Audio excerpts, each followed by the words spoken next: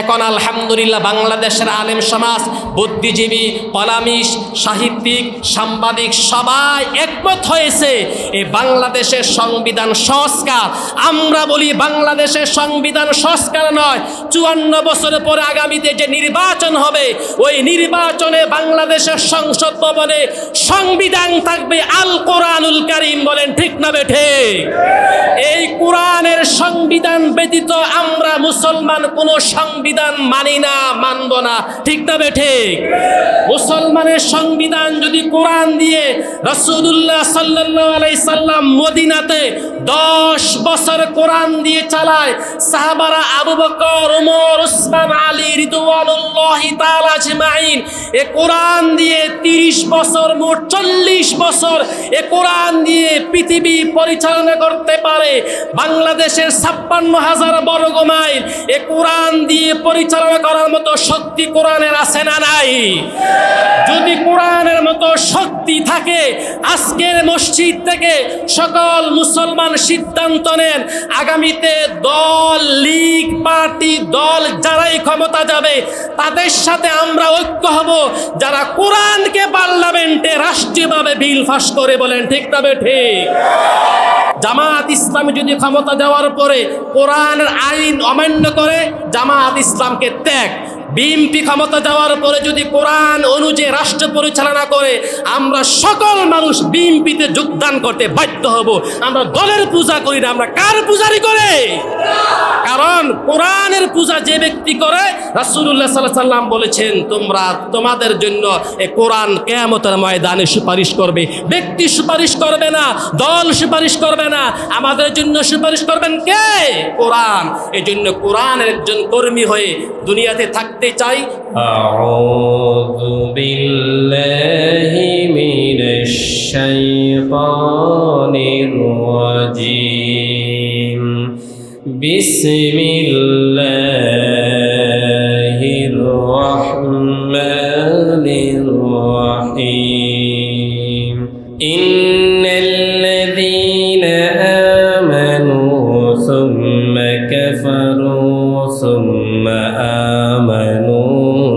ثم كفروا ثم ازدادوا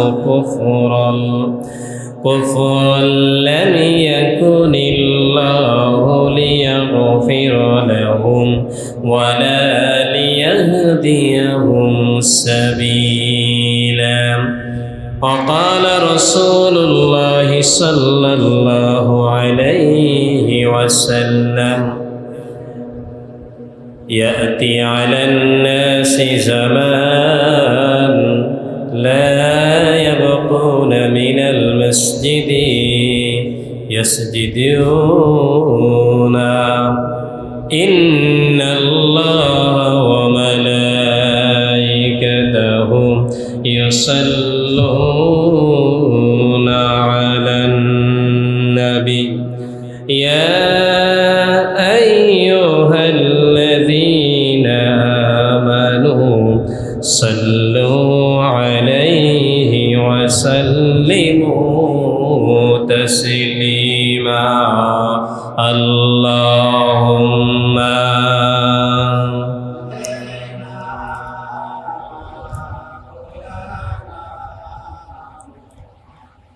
وعلى آل سيدنا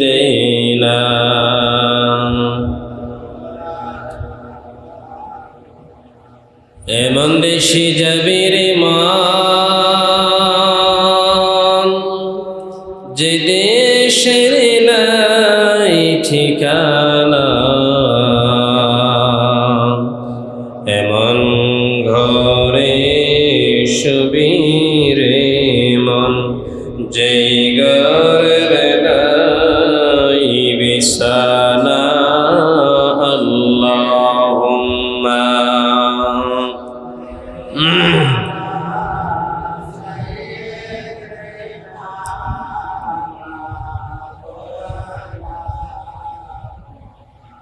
وعلى آل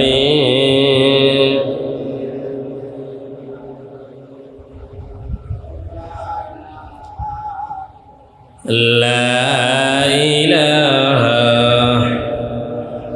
জোরে সোরে লা ইলাহা লা ইলাহা লা ইলাহা লা ইলাহা লা ইলাহা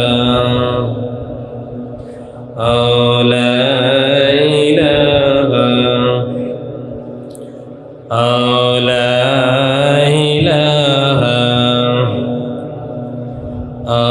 লা ইলাহা লা ইলাহা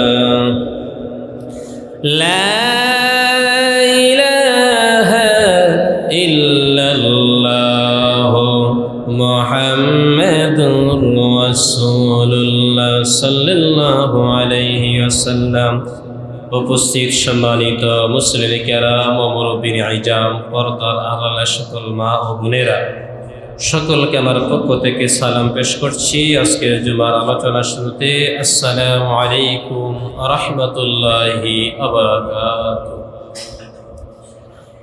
আমরা সকলে আল্লাহ সুবহানাহু ওয়া তাআলার দরবারে অসংখ্য গণিত শুকরিয়া জ্ঞাপন করছি যে মহান মনিব আজকের এই সাইয়্যিদুল আইয়াম হজ্জুল মাসাকিন, সপ্তাহের শ্রেষ্ঠ দিন, গরিবের হজ্জের দিন, আমাদের সকলকে এলাকার অসংখ্য মানুষ থেকে মনোনীত করে নির্বাচিত করে আল্লাহর ঘর মসজিদে সকলের আগে আগে আসার এবং বসার তৌফিক দিয়েছেন।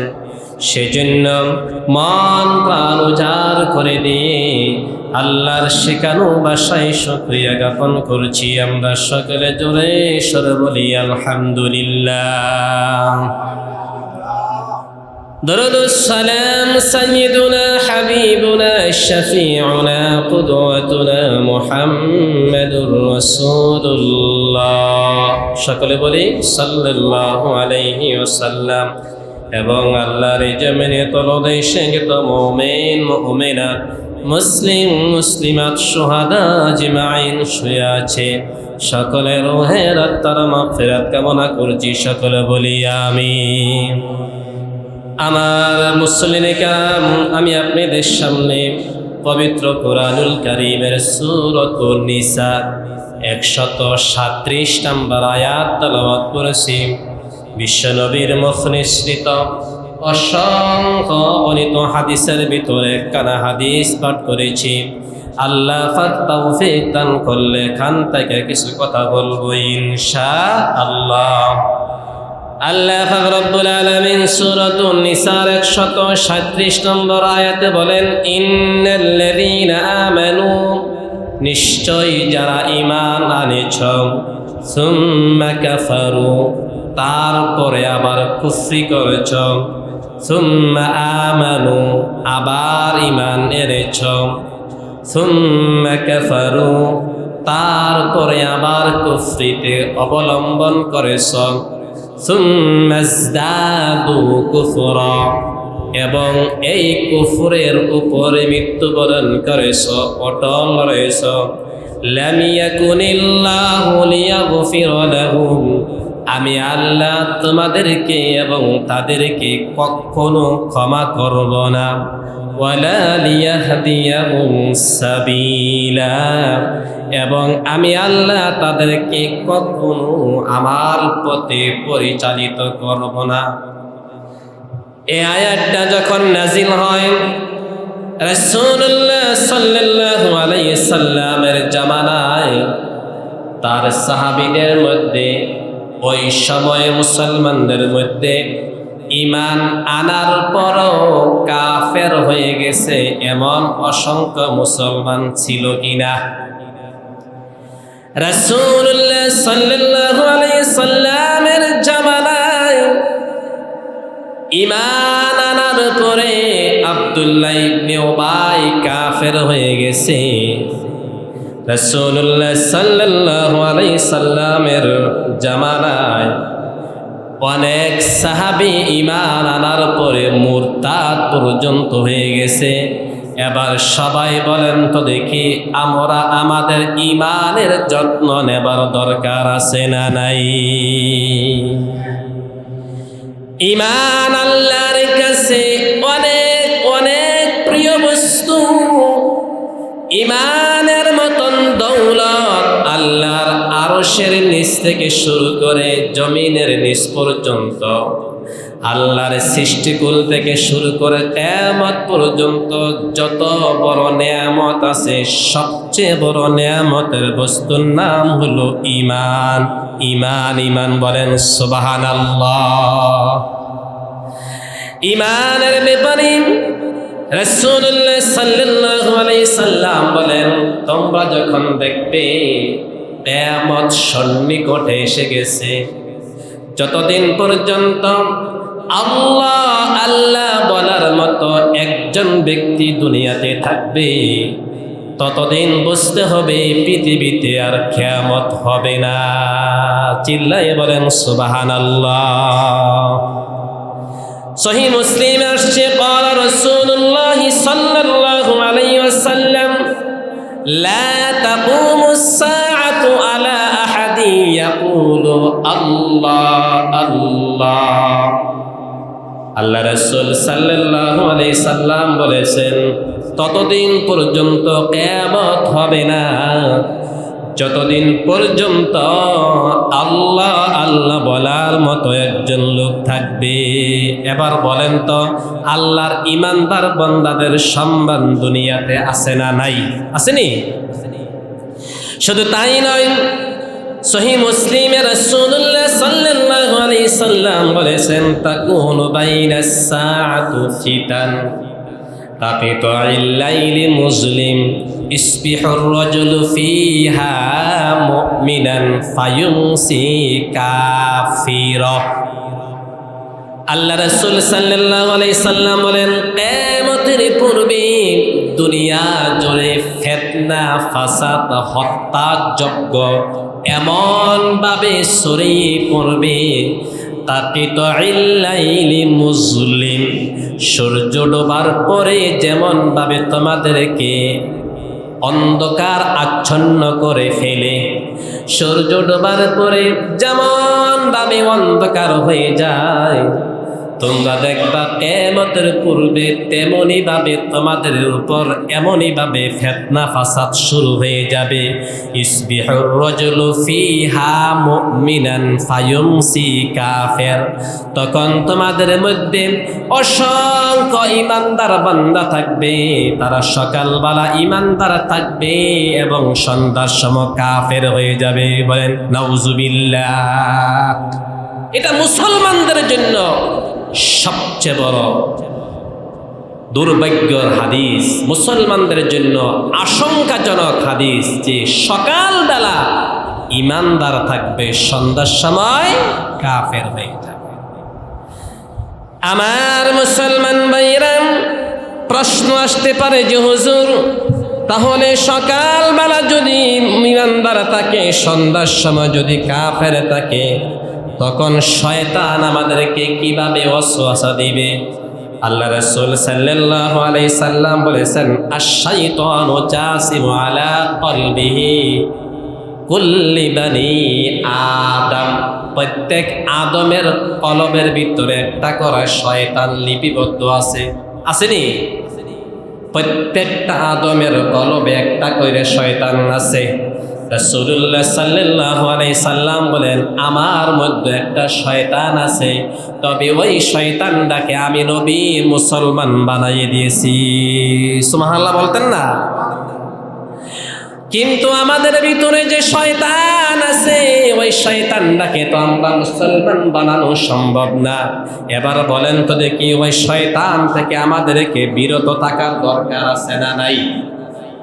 আল্লাহ পাক রব্বুল আলামিন যখন শয়তানকে আদম আলাইহিস সালাতু ওয়াস সালামকে নির্দেশ দিয়েছিলেন, হে আদম, তুমি আমার বান্দাকে আমার আদেশ ক্রমে সিজদা করো, তখন শয়তান বলেছিল, আনা খায়রুম মিন খালাকতানি মিন নার। ওয়া খালাকতাহু মিন তিন। হে আল্লাহ, আমি কেমন এভাবে তোমার আদমকে সাজদা করব? আমি তো হয়ে গেছি আগুনের তৈরি, আর আদম হইল মাটির তৈরি। এই কথা বলার পর আল্লাহ বলেছেন, হে আমার সৃষ্টি, তুমি কি বলো? তুমি তো ছিল মুআল্লিমুল মালাইকা, তুমি এটা কি বলো? যাও যাও যাও, আবা ওয়াস্তাকবারা ওয়া কানা মিনাল কাফিরিন। তুমি যেহেতু আমার কথাকে, আমার আইনকে অমান্য করেছো, আমি তোমাকে বলে দিয়েছি এখন থেকে তুমি কাফের হয়ে গেছো। বলেন আল্লাহু আকবার। আল্লাহ পাক রব্বুল আলামিনের কথা শুনে ইবলিস কিন্তু 1 মিনিটের জন্য এই পর্যন্ত ঘুমায় না। ইবলিস কিন্তু 1 মিনিটের জন্য বিশ্রাম নেয় না। এবার বলেন তো দেখি, ইবলিস যে 1 মিনিটের জন্য বিশ্রাম নেয় নাই, আপনার আমার ধোঁকা দেওয়ার জন্য ইবলিস তৈরি হয়ে আছে কিনা? আসেনি? ইবলিস তিনি আল্লাহর কাছে কি বলেছেন? তিনি বলেছেন, ক্বালা ফাবিমা আগওয়াইতানি লাআকউদান্না লাহুম ইলা সিরাতাকাল মুস্তাকিম। হে আল্লাহ, তুমি আমাকে বিপদগামী করে দিয়েছ, আমি তোমার কাছে এমন শর্ত দিলাম, তুমি যেমন আমাকে বিপদগামী করেছ, আমিও তোমার বান্দাদের পেছনে পেছনে বিপদগামী করব। আলা সিরাতাকাল মুস্তাকিম, তোমার একজন বান্দাকে আমি সঠিক সরল পথে রাখবো না, প্রত্যেকটা বান্দাকে আমি বানাইয়া দিব নাফরমানীদের কাতারে। বলেন নাউজুবিল্লাহ। শয়তান ওত পেতে বসে আছে, কিভাবে আপনার আমার ঈমানকে হরণ করতে পারে। বলেন নাউজুবিল্লাহ। শুধু এই কথা বলে নাই, তিনি বলেছেন, সুম্মা লাআতিয়ান্নাহুম মিন বাইনি আইদিহিম ওয়া মিন খালফিহিম ওয়া আন আইমানিহিম ওয়া আন শামাইলিহিম ওয়া লা তাজিদু আকসারাহুম শাকিরিন। আমি তোমার বান্দার সামনের দিক থেকে, পেছন দিক থেকে, ওয়া আন আইমানিহিম ওয়া আন শামাইলিহিম, ডান দিক থেকে এবং বাম দিক থেকে তাদেরকে আমি অসাদান করব। আরেকটা কথা শুনে রাখো, ওয়ালা তাজিদু আকসারহুম শাকিরিন, তুমি তোমার বান্দাদের মধ্যে কম সংখ্যক লোককে পাইবা কৃতজ্ঞকারী, আর অধিকাংশ লোককে পাইবা নাফরমানির মধ্যে। বলেন নাউজুবিল্লাহ। এটাই তো আমরা দেখি, আল্লাহর আইনের দিকে কয়জন মানুষ আছে, আল্লাহ নামাজের দিকে কয়জন মানুষ আছে, আল্লাহ দিন কয়জন মানুষ আছে। আমরা দেখতেছি বাংলাদেশের সব জায়গাতে নাফরমানীদের কাতারে, শয়তানের কাতারে লোক সংখ্যা কম নাকি বেশি? ওই ওয়ালা তাজিদু আকসারহুম শাকিরিন, তুমি বুঝবা তোমার বান্দাদের মধ্যে আমি তাদেরকে এমন হস্তক্ষেপ করব, তারা তোমার জান্নাতের সংখ্যা হবে কম আর জাহান্নামীদের সংখ্যা হবে বেশি। এই জন্য আমার মুসলমান ভাইরা, ঈমানের যত্ন নিতে হবে। ঈমান বড় দৌলত। ঈমান আপনার আছে নাকি নাই বুঝবেন কিভাবে? আমল করলে বোঝা যায়। নামাজ পড়লে মনটা শান্তি লাগে, রোজা রাখলে মনটা শান্তি লাগে, হজ করলে মনটা তৃপ্তি লাগে, শান্তি লাগে। কিন্তু ঈমানটা ভিতরে আছে না নাই আপনি বুঝবেন কিভাবে? কারণ কি জেনে রাখো আমার বন্ধুগণ, আল্লাহ রাসূলের সাহাবীদের মধ্যে অসংখ্য সাহাবী পাওয়া যায়, তারা রাসূলের হাতে মুসলমান হওয়ার পরও তাদের ঈমানটা টিকে রাখতে পারেন নাই। আপনি আমি ঈমান আনছি কার কাছে? সর্বোচ্চ মসজিদের হুজুরের কাছে, অথবা বড় একজন পীর সাহেবের কাছে গেছি, অথবা মা বাবার কাছ থেকে আমরা ছোটকালে পড়েছি লা ইলাহা ইল্লাল্লাহ মুহাম্মাদুর রাসূলুল্লাহ, অথবা মক্তবে আমরা পড়েছি আশহাদু আল্লা ইলাহা ইল্লাল্লাহ ওয়া আশহাদু আন্না মুহাম্মাদান আবদুহু ওয়া রাসূলুহু। এটুকুর মধ্যে শেষ। হয়ে পড়েছেন ইমামের কাছে, না হয়ে পড়েছেন কোনো বিশ্বাস হুজুরের কাছে, না হয়ে পড়েছেন কোনো মক্তবে, না হয়ে পড়েছেন কোনো মাদ্রাসায় ইমান আপনি আনছেন ঠিক, কিন্তু বাস্তবিক আলোকে দেখেন রাসূলের সাহাবারা স্বয়ং রাসূলের হাতে ইমান আনছে, তারপরও ইমান ভেঙে গেছে। এর মধ্যে একজন সাহাবীর নাম ছিল ইবনু খাতাল। সহিহ বুখারীতে পাওয়া যায় রাসূলুল্লাহ সাল্লাল্লাহু আলাইহি সাল্লাম যখন মক্কা ছেড়ে মদিনাতে চলে যায়, সবাই বলেন মক্কা থেকে কোথায় চলে যায়? মদিনাতে চলে যায়। মদিনাতে যাওয়ার পর রাসূলুল্লাহ সাল্লাল্লাহু আলাইহি সাল্লামের একজন সাহাবী, তার নাম ছিল ইবনু খাতাল। তিনি রাসূলকে বিশ্বাস করেছে, আল্লাহকে বিশ্বাস করেছে, জান্নাত জাহান্নামকে বিশ্বাস করেছে, তারপরও মদিনা থেকে রাসূলের আনুগত্য ছাড়া, রাসূলের অনুমতি ছাড়া মক্কাতে চলে আসছে ঠিক, কিন্তু আসার পর তিনি রাসূলুল্লাহ সাল্লাল্লাহু আলাইহি সাল্লামের ব্যাপারে এমন কুৎসা রটনা করেছেন যে কুৎসা রটনা কাফের মুশরিকরা পর্যন্ত করে নাই। রাসূলের বিরুদ্ধে কবিতা লেখা শুরু করেছেন, রাসূলের বিরুদ্ধে গান গাওয়া শুরু করেছেন, এবং মক্কার আনাচে কানাচে তিনি রাসূলের বিরুদ্ধে মিছিল করা শুরু করেছেন। রাসূলুল্লাহ সাল্লাল্লাহু আলাইহি সাল্লাম এমন কষ্ট পেয়েছেন। আল্লাহ রাসূল যখন মদিনা থেকে মক্কাতে আসছে, মক্কা বিজয়ের সময় ৮ম হিজরিতে এসে বলেছেন, হে আমার সাহাবারা, লা তাসরিবা আলাইকুমুল ইয়াউম ইল্লা ফুলালান ওয়া ফুলালান ওয়া ফুলানা। আজকের দিনে আমি আমার সব উম্মতদেরকে ক্ষমা করে দিলাম, কিন্তু তোমাদের কাছে আমি বলি ইল্লা ফুলালান ওয়া ফুলালান ওয়া ফুলালা, অমুক অমুক ব্যক্তিদেরকে তোমরা কখনো ক্ষমা করবা না।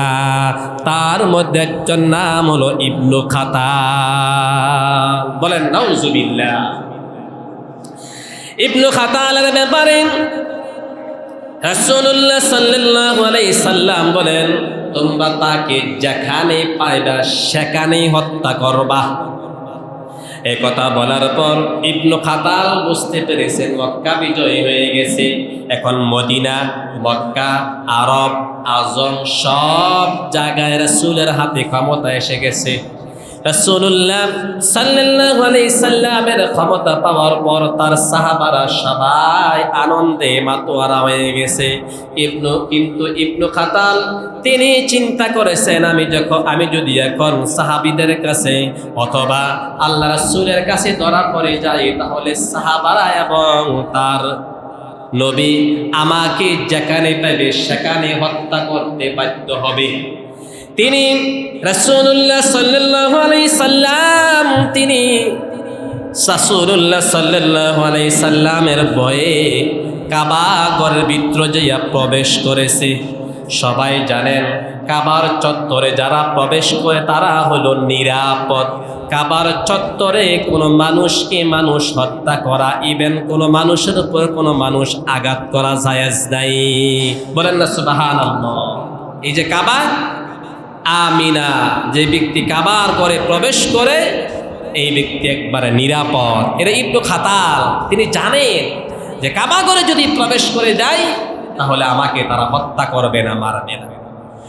সব সাহাবারা আসছেন, ইয়া রাসূলুল্লাহ, ইয়া হাবিবাল্লাহ, আপনার কাছে বলি ইবনু খাতাল কাবার ঘরে প্রবেশ করে ফেলেছে, আমরা এখন তাকে কি করব?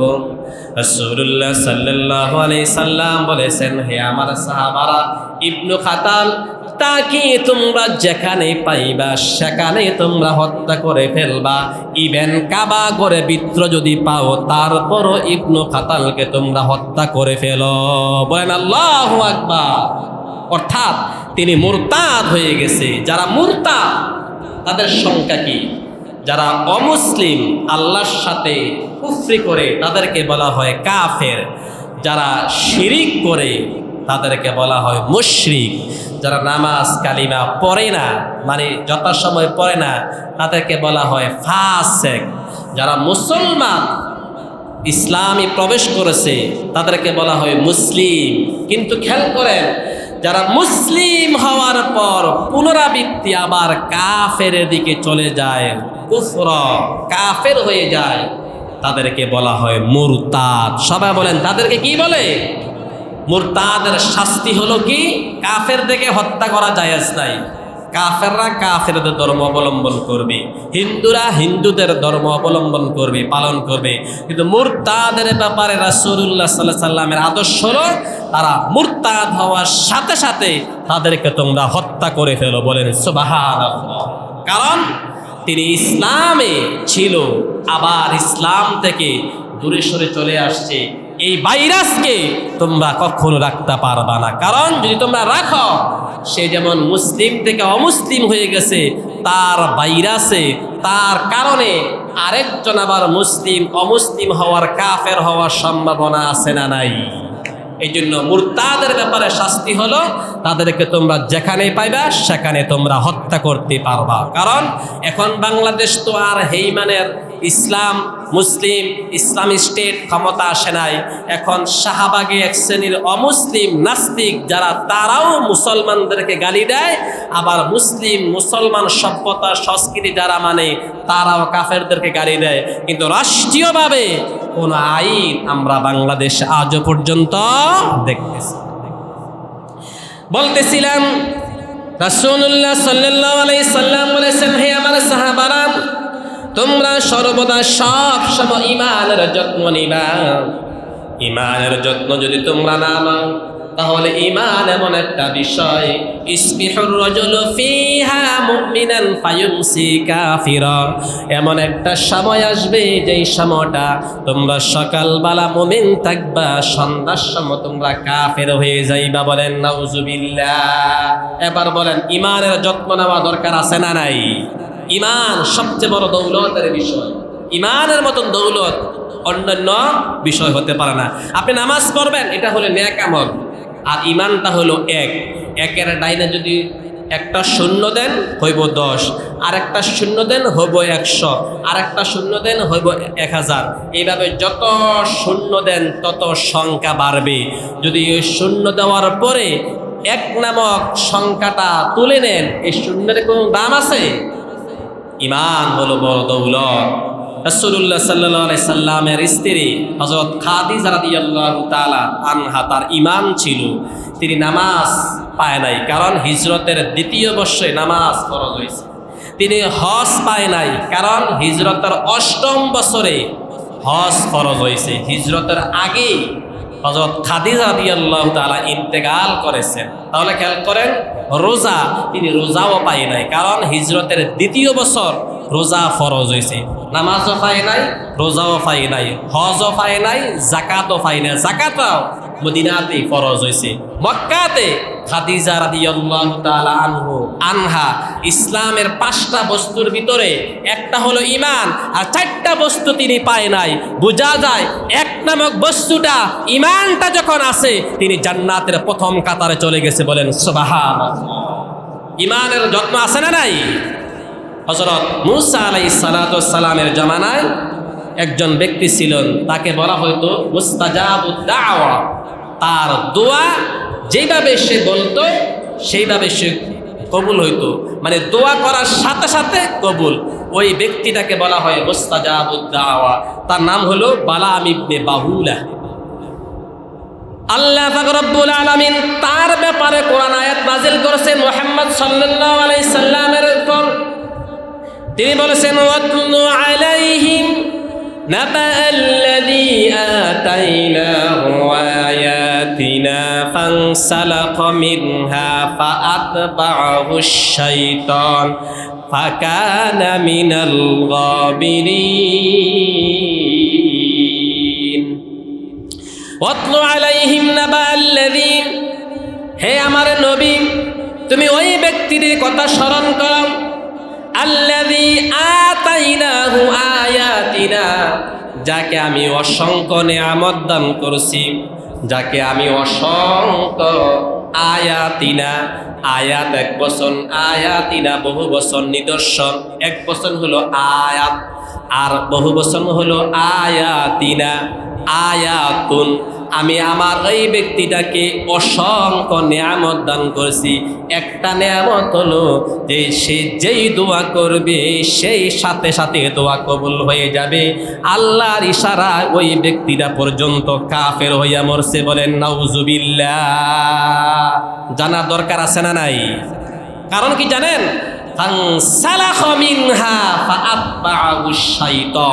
তাকে আল্লাহ যে নিয়ামত দিয়েছে ওই নিয়ামতের উপর সে অটল থাকতে পারে নাই, শয়তানের পদঙ্ক হয়ে গেছে। ঘটনাটা শুনুন। মুসা আলাইহিস সালাতু ওয়াস সালাম ওই জামানায় সবচেয়ে বড় নবী এবং রাসূল। নবী বলা হয় ওই ব্যক্তিটাকে যেই ব্যক্তির উপরে কিতাব নাজিল হয়েছে, আর রসুল আর নবী বলা হয় এই ব্যক্তির উপরে যে ব্যক্তিকে আল্লাহ দুনিয়াতে পাঠাইছে ঠিক, কিন্তু তার প্রতি কিতাব নাজিল হয় নাই। যেমন মুসা আলাইহিস সালাম তিনি নবী এবং রসুল, তার ভাই হারুন আলাইহিস সালাম তিনি রসুল নেন, তিনি হচ্ছেন নবী। বলেন না সুবহানাল্লাহ। ওই জামানায় সবচেয়ে বড় ধনাঢ্য ব্যক্তি তিনি এসে বলছে, হে বালাম ইবনে বাউল। ওই ব্যক্তি বলে, না না সম্ভব না, আমি বরদোয়া দিতে পারবো না। ওই ব্যক্তিকে টাকার লোভ দিয়েছে। সবাই বলেন কিসের লোভ?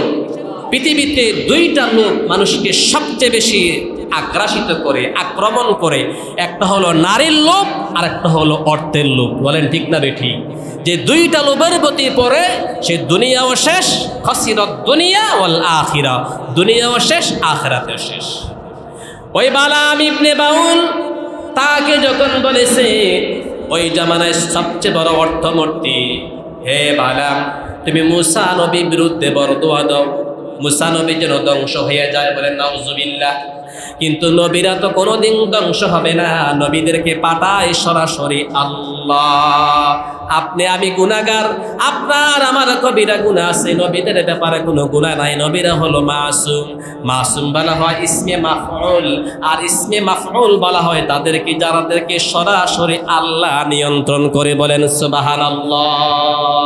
আল্লাহর ইশারা ছাড়া যারা কোনো কাজ না করে তাদেরকে বলা হয় মাসুম। আপনি আমি আল্লাহর ইশারা করি না, কারণ আপনি ঘুমাইবেন কোন সময় এটা আপনি জানেন, ঘুম থেকে উঠবেন কোন সময়টা আপনি জানেন, খাবার খাইবেন কোন সময়, 2টা নাকি 4টা নাকি 5টা এটা আপনি জানেন, কোন সময় কি করবেন এই ব্যাপারটা কি আল্লাহর কাছ থেকে ওহী আসে নাকি আপনারা করেন না? নবীদের ব্যাপারে হলো নবীরা কোন সময় কি কাজ করবে সরাসরি ওহীর মাধ্যমে।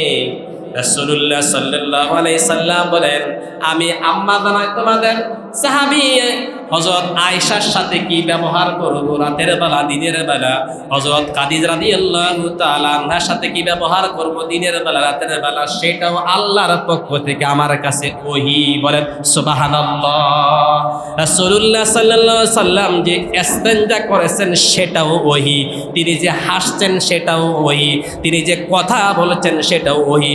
তিনি ওহী ব্যতীত কোনো কাজ করতেন না, কোনো কাজ তিনি শুনতেনও না।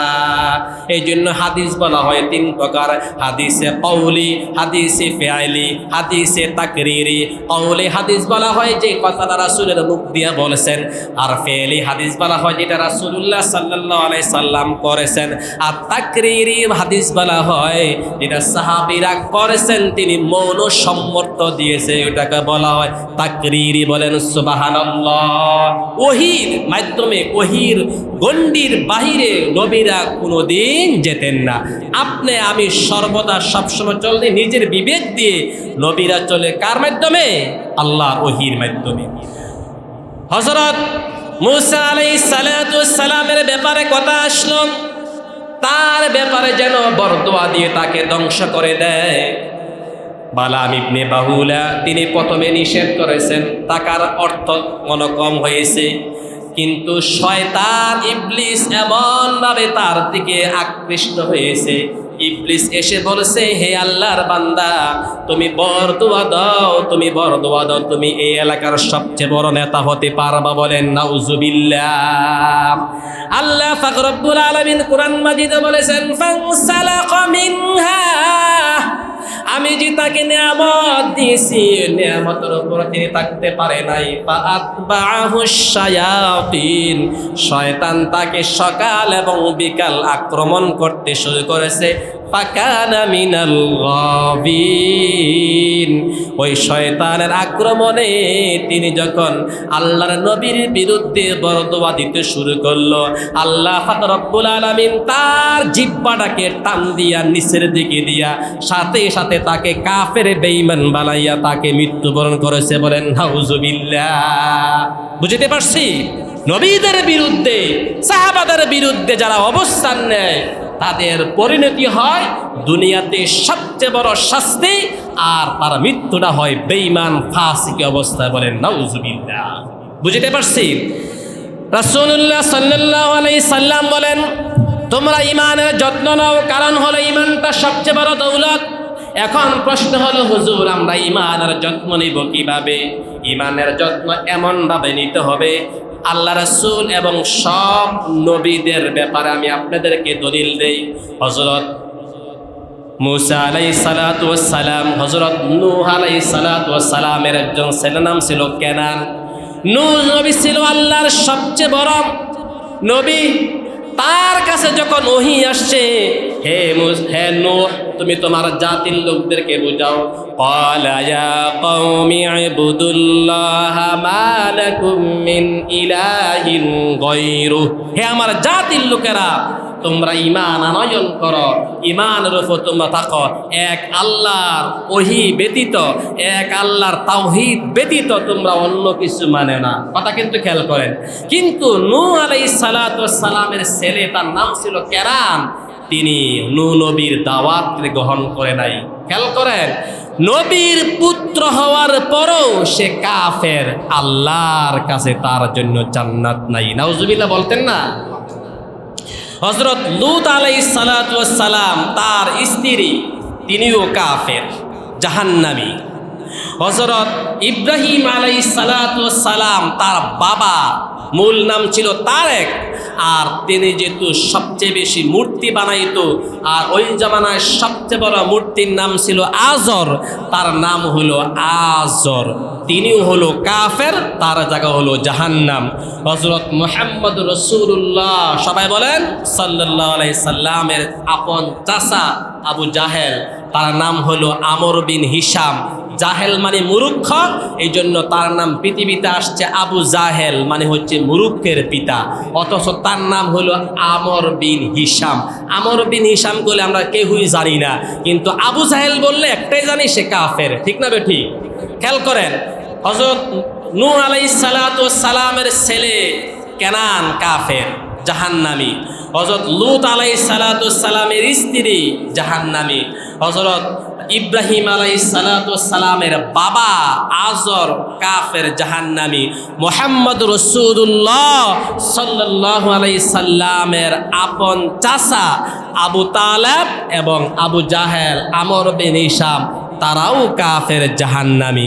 এবার বলেন তো, আপনার আমার ইমানের খবর কি? ইমানের সার্টিফিকেট, জান্নাতের সার্টিফিকেট দেওয়ার কোনো সুযোগ আছে?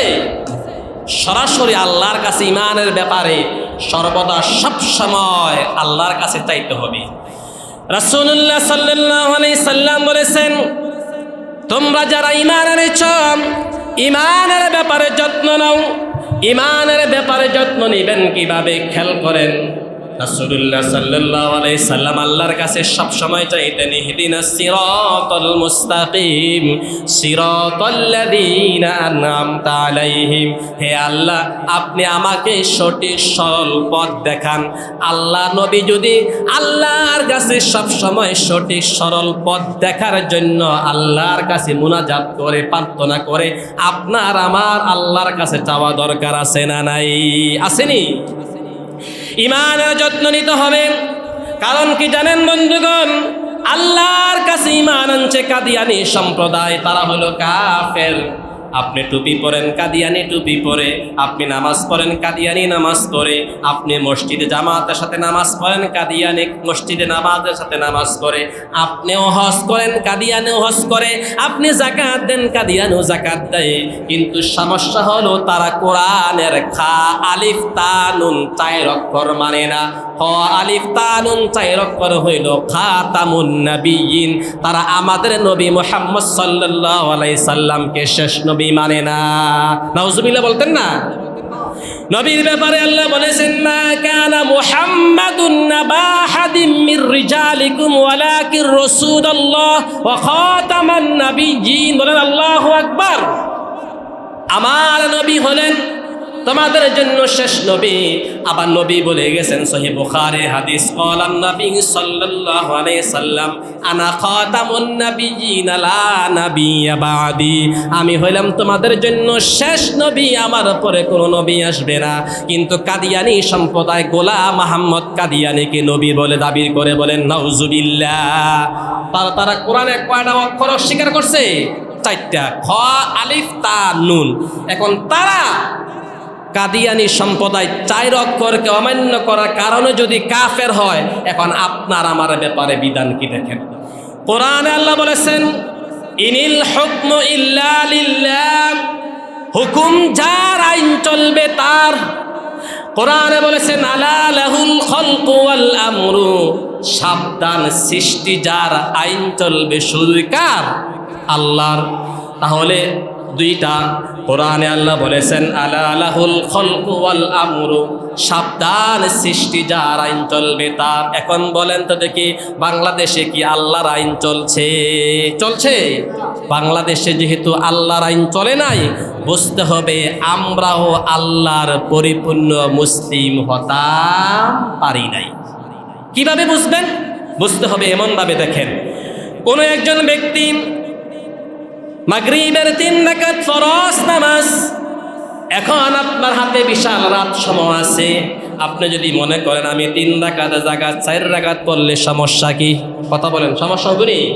তাহলে ওই 3 রাকাতও শেষ, 4 রাকাত তো প্রশ্নই আসে না। কারণ মাগরিবে ফরজ কয় রাকাত? সবাই বলেন কয় রাকাত? ফজরে 2 রাকাত ফরজ। আপনি যদি মনে করেন আমার হাতে বিশাল বড় সময় আছে, ফজর শুরু হয় 1 ঘন্টা আগে, শেষ হয় আধা ঘন্টা পরে, 1.5 ঘন্টা সময় আছে, আমি এখন 2 রাকাত নামাজের পরিবর্তে 4 রাকাত বা 10 রাকাত ফরজ পড়ি। আমি বলবো, আপনি বলবো বিশাল লম্বা সময় থাকুক, কোনো কিছু আসা যায় না। আল্লাহর বিধান হলো 2 রাকাত। এখন তুমি 2 রাকাতে পড়তে হবে, সময় থাকুক বা না থাকুক, আল্লাহর কাছে 2 রাকাতের আগে পরে কোনো দাম নাই। বলেন সুবহানাল্লাহ। আল্লাহর বিধান হলো আস-সারিকু ওয়াস-সারিকাতু ফাকতাউ আইদিয়াহুমা। চুরি করলে সে পুরুষ হোক নারী হোক, তার হাত কেটে দাও। আল্লাহর বিধান হলো আজ-জানিয়াতু ওয়াজ-জানি ফাজলিদু কুল্লা ওয়াহিদিম মিনহুমা মিয়াতা জালদা। সে জিনা করলে সে পুরুষ হোক নারী হোক, তাকে 100 বেত্রাঘাত করো। সে বিবাহিত হলো, তাকে রজম করে হত্যা করো। এবং যে ব্যক্তি মদ খায়, ইসলামে আছে, তাকে 80 বেত্রাঘাত বা 100 বেত্রাঘাত করো। এখন বলেন তো দেখি, আমাদের বাংলাদেশে চুরি করলে তা কি হাত কাটে নাকি জেলও নেয়? কোথায় নেয়? কোথায়? একটা মানুষ চুরি করছে, তাকে হাত কাটবে নাকি জেলও নিবে? বলেন তো কোথায় নিবে? জেলও। এই বিধানটা কি আল্লাহর না ব্রিটিশদের? কথা বলেন, এই বিধানটা কার? তাহলে ব্রিটিশদের আইন পালন করে আপনি কিভাবে মুসলমান থাকবেন? ব্রিটিশদের আইন পালন করে যারা করে, তাদের ব্যাপারে আল্লাহ কোরআনে বলেছেন, ওয়ামাল্লাম ইয়াহকুম বিমা আনজালাল্লাহু ফাউলাইকা হুমুল কাফিরুন ফাসিকুন জালিমুন। যারা আমার কোরআন অনুযায়ী বিচার ফয়সালা করে না, আমি তাদেরকে ফতোয়া দিয়ে দেই, আল্লাহ ফতোয়া দেয়, তারা হলো কাফের, ফাসিক এবং জালেম। বলেন নাউজুবিল্লাহ। কিন্তু সবচেয়ে বড় আনন্দের বিষয় হলো বাংলাদেশে এখন, সবাই খেয়াল করেন, সবচেয়ে বড় আনন্দের বিষয় হলো বাংলাদেশে 54 বছর পর এখন একটা সংশোধন হয়ে গেছে যে বাংলাদেশের যে সংবিধান আছে এই সংবিধান দিয়ে বাংলাদেশ এখন পর্যন্ত 54 বছরে তারা পরিবর্তন করতে পারে নাই, পারবে না। আমরা হলাম মুসলমান, আমাদের গাইডলাইন থাকবে কোরআন। রাসূলুল্লাহ সাল্লাল্লাহু আলাইহি সাল্লাম বলেছেন, আল কোরআনু দুস্তুরুনা, কোরআন হলো তোমাদের জন্য সংবিধান। কিন্তু আমরা দেখতেছি 71-72 পরবর্তী সময় বাম রাম ডক্টর কামালের লিখিত সংবিধান দিয়ে চোর ডাকাত সন্ত্রাস চাঁদাবাদ উৎখাত হয় নাই, কিয়ামত পর্যন্ত এই সংবিধান দিয়ে উৎখাত হবে না। আল্লাহর কসম করে বলি, যদি কোরআন দিয়ে 6 মাস পরিচালনা করেন, আল্লাহ ওয়াল্লাহ বিল্লাহ তাল্লাহ, কোরআনের আইন দিয়ে যদি 6 মাস পরিচালনা করেন, তাহলে মদিনার রাষ্ট্র অনুযায়ী রাসূলুল্লাহ সাল্লাল্লাহু আলাইহি সাল্লাম বলেছেন, আমার মেয়ে ফাতেমা যদি চুরি করে তার হাত কাটতে আমি বাধ্য হব। বাংলাদেশের একজন প্রধানমন্ত্রী তিনি যদি বলে, আগামী দিন বাংলাদেশে আমার সন্তান যদি চুরি করে তার হাত কেটে দেব, তাহলে যদি প্রকৃতপক্ষে বাংলাদেশের যে কোনো মানুষকে বাইতুল মোকাররম উত্তর এবং দক্ষিণ গেটে যদি তাকে হত্যা করে অথবা হাত কেটে, একদিনে সকল চোরগুলো সমান হয়ে যাবে। বলেন ঠিক না বেঠিক? খেয়াল করেন সবাই, আমাদের সমাজে বাংলাদেশে ভালো মানুষের সংখ্যা হলো বেশি, খারাপ মানুষের সংখ্যা হলো একদম কম। বলেন ঠিক না বেঠিক? খারাপ মানুষের সংখ্যা কম, কারণ হলো তাদের অপতৎপরতার কারণে ভালো মানুষগুলো চলতে ফিরতে পারে না।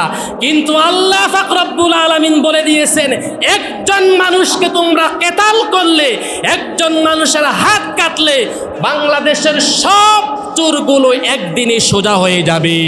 ঠিক না বেঠিক? এই জন্য আমরা যেন অতীতে রাতের ভোট চুরি করেছে, হ্যাঁ ভোট চোর, যত চোর আমরা উৎখাত করেছি 5 আগস্টের পরে, আগামীতে যত চোর সন্ত্রাস চাঁদাবাজ অর্থনীতিবিদ, যত চোর কানাডা আমেরিকা বাড়ি করেছে, যাদেরকে আমরা বিতাড়িত করেছি, এ কোরআন দিয়ে যদি দেশ পরিচালনা হয়, অবশ্যই অবশ্যই বাংলাদেশ ঠিক হতে 6 মাসও লাগবে না। আমরা আমেরিকা এবং মালয়েশিয়ার তুলনা দেব না। আমরা হইলাম রাসূলুল্লাহ সাল্লাল্লাহু আলাইহি সাল্লামের উম্মত, আমরা হইলাম আল্লাহর বান্দা। যারা আল্লাহর বান্দা হয়, রাসূলুল্লাহর উম্মত হয়, তাদের আদর্শটাকে মহাগ্রন্থ আল কোরআনুল কারীম। বলেন সুবহানাল্লাহ। তাই আসুন দল মত নির্বিশেষে আগামী দিনে আমরা কোরআনকে পার্লামেন্টে নিয়ে যখন দেব, যে পার্লামেন্টে আজকে কোরআন তেলাওয়াত হয় ঠিক, কিন্তু কোরআনে অনুযায়ী বাংলাদেশে আইন পাস হয় না। কত আইন পাস হয়, হিজরাতের ব্যাপারে আইন পাস হয়, দৌলতিয়া ঘাতের ব্যাপারে আইন পাস হয়, যত বড় বড় তৃতীয় লিঙ্গের ব্যাপারে আইন পাস হয়। দুঃখজনক মুসলমানের দেশে যেখানে 90% মুসলমান নামাজের ব্যাপারে আইন পাস হয় না। ঠিক না বেঠিক? যদি বলা হয় আগামী দিন যদি তোমরা নামাজ না পড়ো, তাহলে তোমাদের মসজিদ থেকে এনে টেনে তোমাদেরকে হেসড়িয়ে 3 মাসের জেল, বেত্রাঘাত এবং জেলখানা শাস্তি দেওয়া হবে, অবশ্যই সব মুসলমানরা নামাজ পড়তে বাধ্য হবে। প্রশ্ন, হুজুর তাহলে কি আপনারা জোর করে পাঠাবেন? একটা হলো সালাম, একটা হলো দাওয়াত, আর একটা হলো আদেশ। আপনি নামাজ পড়তে আসছেন, এটা হলো ইবাদত, কিন্তু রাষ্ট্রীয়ভাবে আপনি ইসলাম কায়েম করবেন, এটা হচ্ছে খেলাফত। রাসূলুল্লাহ সাল্লাল্লাহু আলাইহি ওয়াসাল্লাম মানুষের কাছে দাওয়াত দিয়েছেন ঠিক, আবার রাষ্ট্রীয়ভাবে ইসলামও কায়েম করেছেন। ঠিক না বেঠিক? অনেকে রাসূলুল্লাহ সাল্লাল্লাহু আলাইহি ওয়াসাল্লামকে নেতা হিসাবে স্বীকৃতি দেয় না। সবাই খেয়াল করেন, আপনি ব্যক্তি নামাজের মধ্যে পড়েন আল্লাহুম্মা সাল্লি আলা সাইয়্যিদিনা, দুরূদ আছে না নাই? এই সাইয়্যিদিনা অর্থ কি? তিনি আমাদের নেতা, তিনি আমাদের আদর্শ, তিনি আমাদের মডেল। রাসূলুল্লাহ সাল্লাল্লাহু আলাইহি ওয়াসাল্লাম মানুষের জন্য ব্যক্তি, পরিবার, সমাজ, রাষ্ট্র, কোড অফ লাইফ, জন্ম থেকে মৃত্যু পর্যন্ত, ইভেন কবর দেওয়ার সময়ে মিল্লাতা বিসমিল্লাহি ওয়া আলা মিল্লাতি রাসূলুল্লাহ, তিনি আমাদের জন্য সকাল বিকাল দিন রাত দুনিয়া বা আখিরাত সব জায়গায় আমাদের জন্য আদর্শ নেতাকে মুহাম্মাদুর রাসূলুল্লাহ। কিন্তু আমরা অমুক নেতা তমুক নেতা নিয়ে পড়ে আছি। রসুল যে আমাদের নেতা, রসুল যে আমাদের আদর্শ, এই আইডলটা আমরা দিন দিন ভুলে গেছি। বলেন নাউজুবিল্লাহ। তাই আসুন আমরা এখন থেকে কোরআনের একজন কর্মী হয়ে, আল্লাহর একজন বান্দা হয়ে সব জায়গায় আমরা বলবো কোরআন ছাড়া আমরা অন্য কিছু মানি না। বলেন ঠিক না বেঠিক? হাদা মা ইনদি ওয়াল ইলমু ইনদাল্লাহ আলাইহি তাওয়াক্কালতু ইলাইহি উনি। আসসালামু আলাইকুম ওয়া রাহমাতুল্লাহ। যারা সুন্নাত পড়েনি তারা